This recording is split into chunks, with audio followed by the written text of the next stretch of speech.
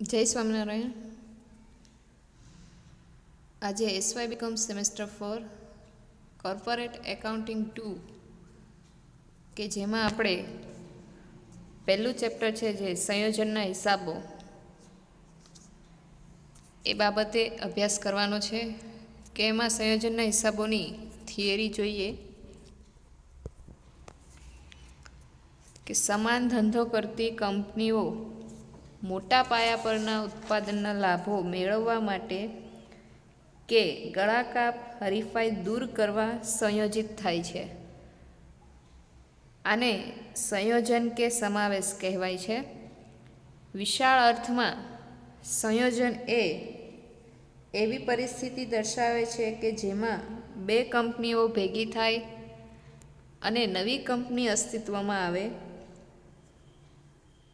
અને એક કંપની બીજી કંપનીનો સમાવેશ કરે છે કે એકાબીજામાં એકીકરણ પામે છે કે જેને સંયોજન કહેવામાં આવે છે. કે સંયોજન બાબતે આગળ જોઈએ કે સંયોજન એટલે શું.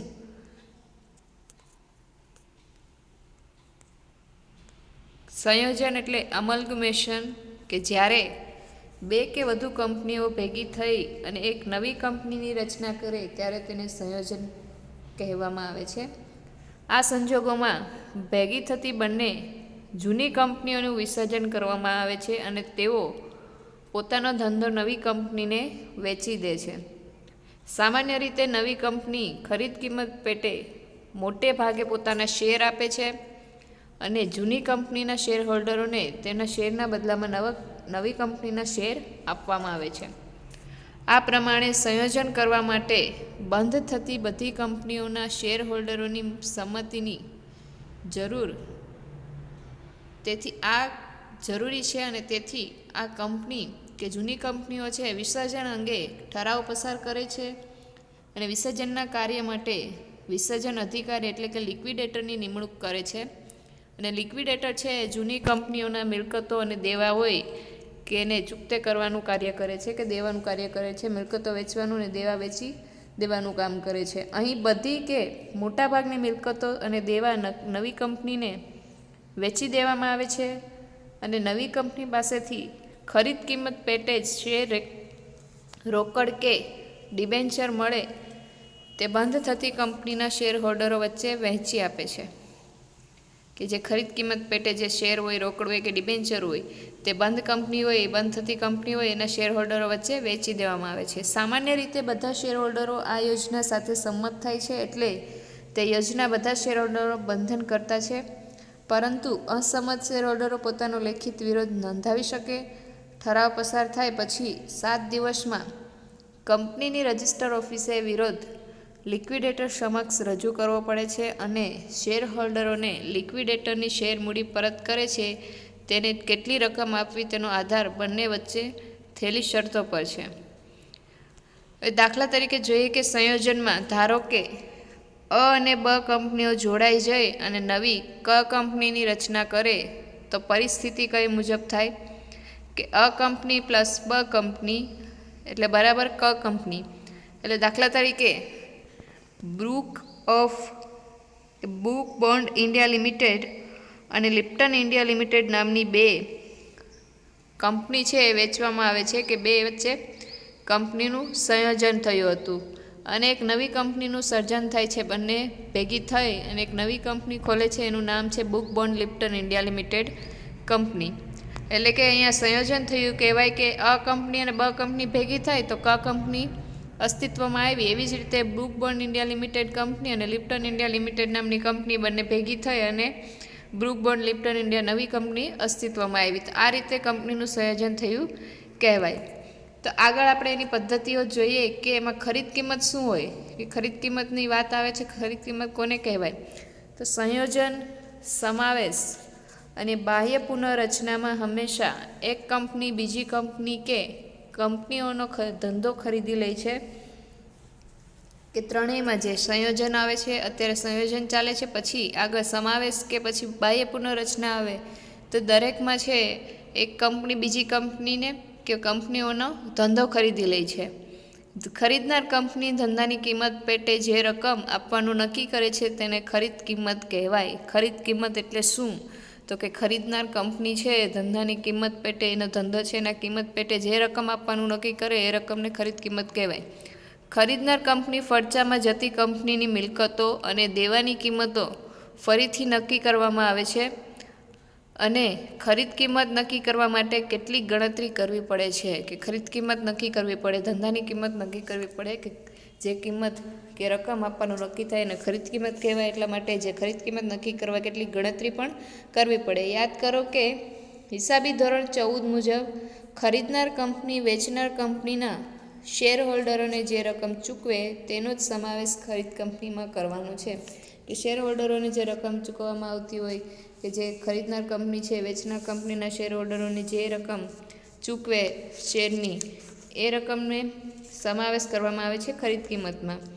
ડિબેન્ચર હોલ્ડરોને આપેલી રકમનો સમાવેશ પણ ખરીદ કિંમતમાં થશે નહીં, પરંતુ શેર હોલ્ડરને જે રકમ ચૂકવવામાં આવતી હોય એ રકમનો સમાવેશ આપણે ખરીદ કિંમતમાં કરી શકીએ. ભારતીય ઇન્સ્ટિટ્યૂટ ઓફ ચાર્ટર્ડ એકાઉન્ટન્ટ હિસાબી ધોરણ 14 કંપનીઓના સંયોજન અંગે બહાર પાડ્યું છે.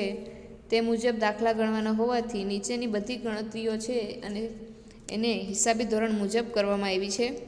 તે ધોરણમાં 2 પ્રકારના સંયોજનની જોગવાઈ કરવામાં આવી છે. એમાં છે કે વિલીનીકરણનું સ્વરૂપનું સંયોજન અને બીજું છે ખરીદી સ્વરૂપનું સંયોજન. કે ધંધાની ખરીદી થાય અને સંયોજન થાય કે એ સ્વરૂપે. આપણે નીચેની ચર્ચા ખરીદ સ્વરૂપનું જે સંયોજન છે એમ માનીને કરીશું, અને સિવાય કે વિલીનીકરણના સ્વરૂપના સંયોજનના રીતે કે એને સ્પષ્ટ રીતે ઉલ્લેખ કરવામાં આવ્યો હોય. કે જોઈએ કે ખરીદ કિંમત નીચે જણાવેલ પૈકી કોઈ એક રીત મુજબ શોધી શકાય. કે ખરીદ કિંમત કઈ રીતે શોધી શકાય એની આપણને અહીંયા રીત આપેલી છે. કે ચોખ્ખી મિલકતની પદ્ધતિ. ચોખ્ખી મિલકતની પદ્ધતિથી આપણે ખરીદ કિંમત શોધી શકીએ. બીજી પદ્ધતિ છે અવેજ પદ્ધતિ અથવા ચોખ્ખી જે ચૂકવણી થતી હોય એ ચૂકવણીની પદ્ધતિ. અને ત્રીજી પદ્ધતિ આપી છે આપેલ કુલ રકમની પદ્ધતિ. તો આ ત્રણેય પદ્ધતિથી આપણે ખરીદ કિંમત શોધી શકીએ, કે જે તે ધંધાનું સંયોજન થતું હોય એની ખરીદ કિંમત આપણે શોધી શકીએ. તો આગળ જોઈએ આપણે કે ચોખ્ખી મિલકતની પદ્ધતિથી આપણે કઈ રીતે ખરીદ કિંમત શોધી શકીએ.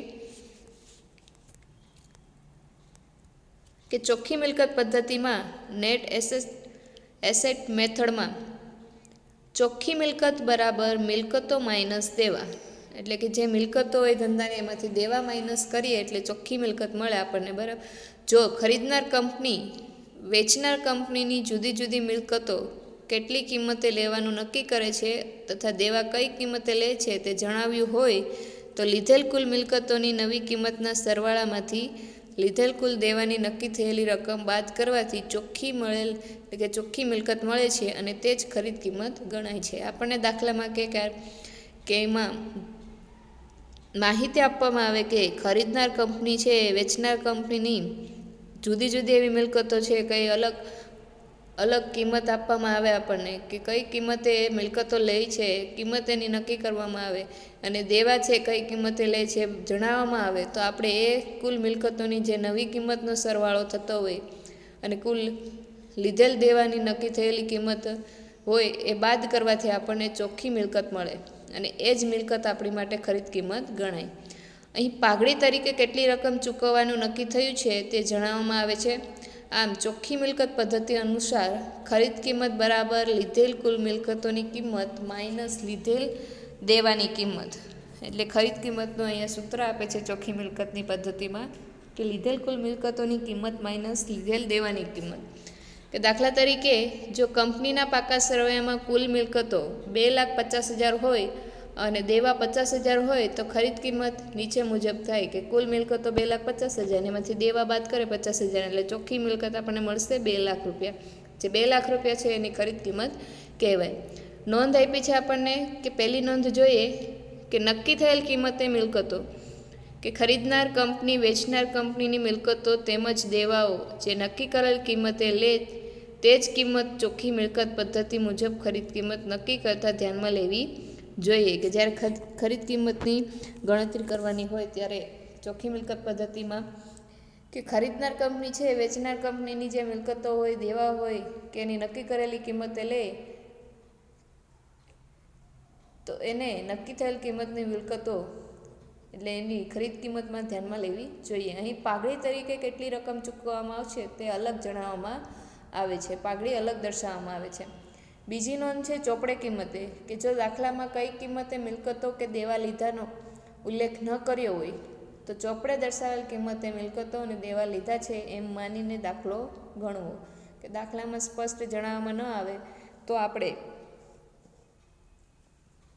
ચોપડે કિંમતે કે ચોપડે દર્શાવેલ કિંમતે મિલકતો અને દેવા લીધા છે એમ માનીને દાખલો કરવો. આગળ ત્રીજી નોંધ આવે છે અવાસ્તવિક મિલકતો, કે નીચે મુજબની અવાસ્તવિક મિલકતોનો સમાવેશ લીધેલ મિલકતોમાં કરવો નહીં, કેમ કે તે ખરેખર મિલકતો નથી પરંતુ નહીં લખી વાળેલો ખર્ચ કે ખોટ છે. કે જેમાં દાખલા તરીકે પ્રાથમિક ખર્ચ હોય, શેર કે ડિબેન્ચર પરનો વટાવ હોય, જાહેરાત ઉપલબ્ધ ખાતું હોય કે પછી નફા નુકસાન ખાતાને ઉધાર બાકી હોય. આ દરેક છે અવાસ્તવિક મિલકતો છે કે જેનો મિલકતમાં સમાવેશ થતો નથી.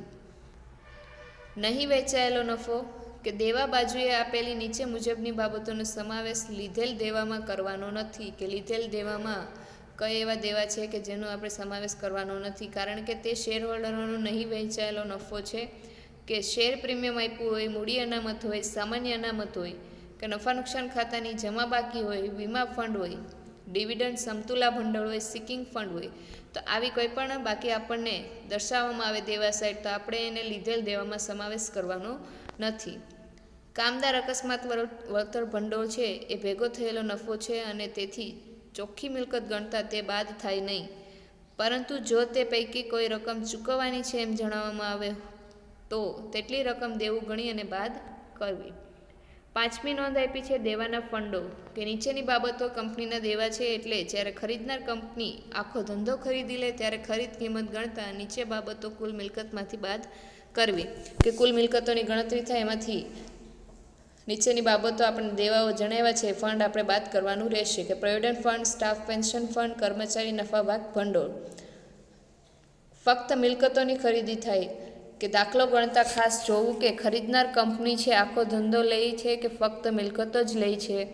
જ્યારે કંપની ફક્ત મિલકતો જ લેતી હોય ત્યારે દેવા બાદ કરવાના નથી. એટલે પૂરો ધંધો ખરીદવામાં આવે છે કે ખાલી મિલકતો લેવામાં આવે છે એ ખાસ જોવાનું રહેશે.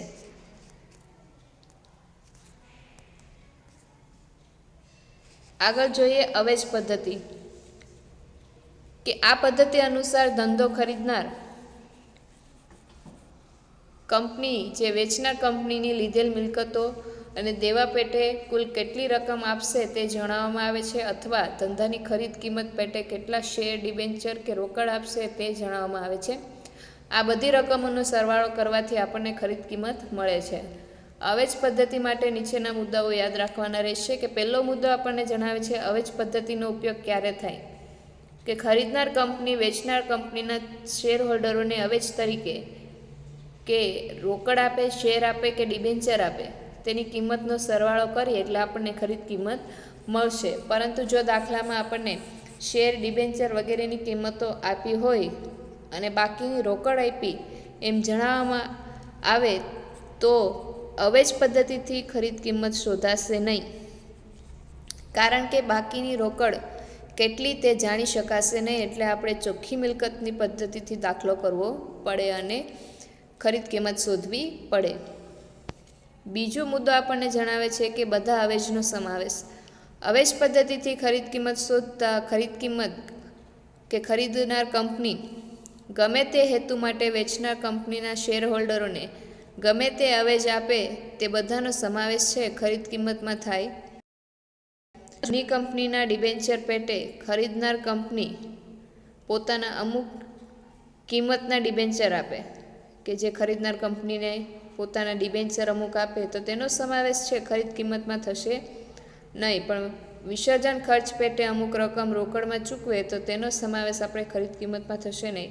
અને ખરીદનાર કંપની તે ખર્ચ ચૂકવે તો પાઘડી ખાતે, ઉધારી અને બેંક ખાતે જમા કરવાનો રહેશે. ત્રીજો મુદ્દો છે કે અવેજ માટે શેરની કઈ કિંમત ગણવી. કે ખરીદનાર કંપની ખરીદ કિંમત પેટે જે શેર આપે તેની ભરપાઈ થયેલી કિંમતે ગણાય છે. કે શેરની કિંમત કઈ રીતે ગણવી? તો ખરીદનાર કંપની હોય ખરીદ કિંમત પેટે જે શેર આપતી હોય તેની ભરપાઈ થયેલી કિંમતે આપણે ગણવી પડે. દાખલા તરીકે ખરીદ કિંમત પેટે ₹100નો એક એવા શેર જેના પર શેર દીઠ ₹80 ભરપાઈ થયા છે તે આપ્યા. અહીં જો 5000 શેર ખરીદ કિંમત પેટે આપ્યા હોય તો અવેજની કિંમત કેટલી થાય? તો કે 5000 શેર ગુણ્યા ₹80 ભરપાઈ છે એટલે ₹4 લાખ ગણાય. બીજું છે તેને બદલે જો એમ જણાવવામાં આવ્યું હોય કે ખરીદનાર કંપની ખરીદ કિંમત પેટે ₹100નો એક એવા 5000 શેર આપે છે. અહીં શેરની ભરપાઈ થયેલી કિંમત અલગ આપી નથી એટલે તે ₹100 ગણાય અને અવેજ કિંમત થશે 5000 ગુણ્યા 100 એટલે ₹5 લાખ. આમ જ્યારે શેરની દાર્શનિક કિંમત જ આપી હોય ત્યારે તે કિંમતે જ અવેજ કિંમત ગણવી.